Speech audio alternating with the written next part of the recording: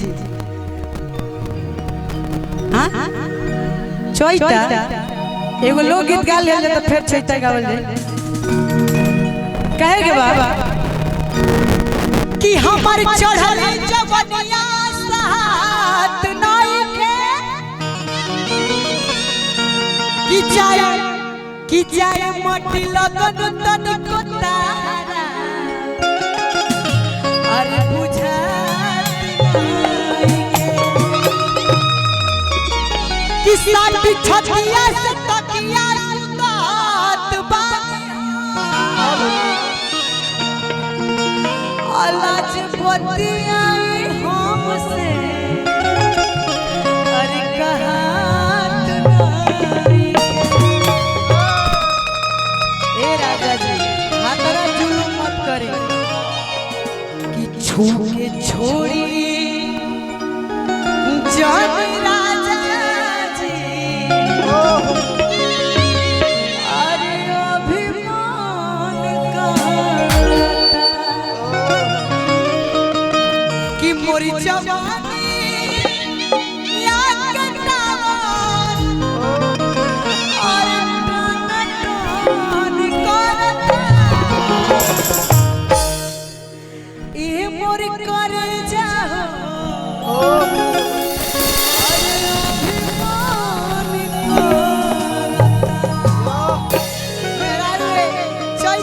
वियोग मरद से कह दिया कि छू के छोड़ी जानी राजा अभिमान करता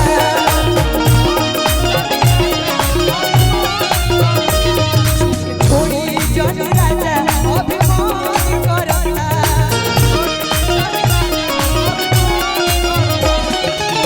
जवानी एकटावन तनसन करता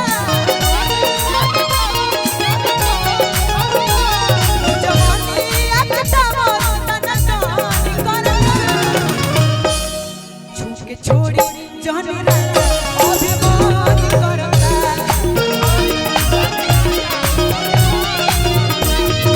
छोड़ी जानी राजा अभिमान करता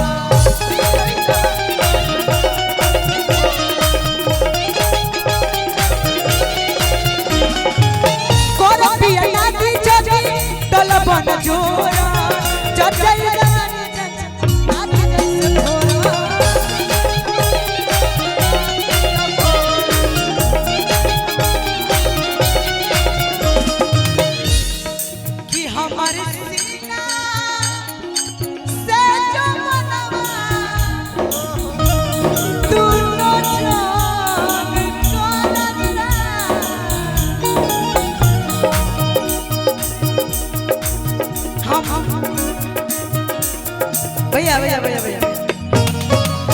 कि हमार सीना से जो बनवा दोनों जान करता छू के छोड़ी जानी राजा अभिमान छू के छोड़ी अभिमान करता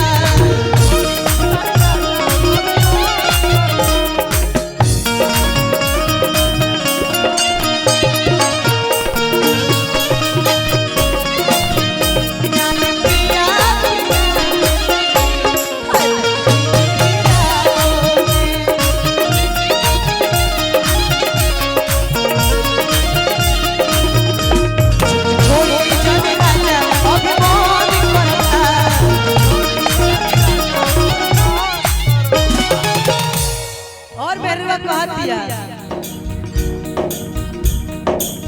माँ जाके बदला साजा देता रा जवानी में आखिर कौन कमी बढ़वे रौरा मर्दानी में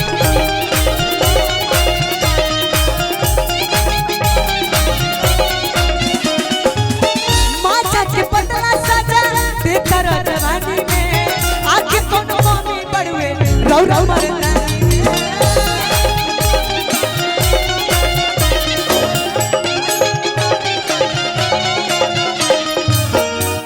नस में बिजली चोट करेंट हाल हाल करता